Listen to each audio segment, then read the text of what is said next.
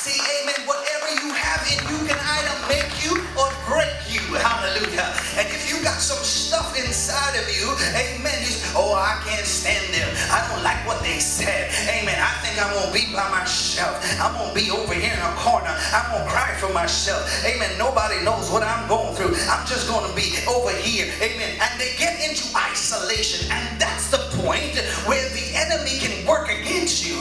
That's where bitterness attacks. That's where, amen, anger attacks.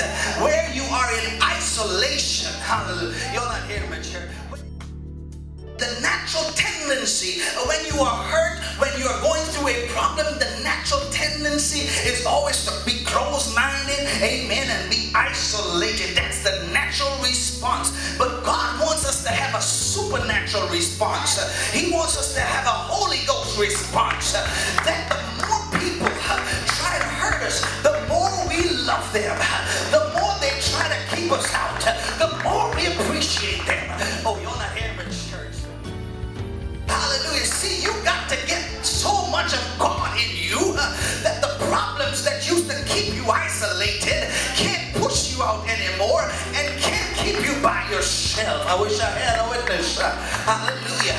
And that's what the addition factor is. The more of God magnified in you, the more you respond in a different way. The enemy wants you to give up and quit and leave and go away, but God says, I bless you with it. You'll not hear me, church. Get some addition in your life to your faith.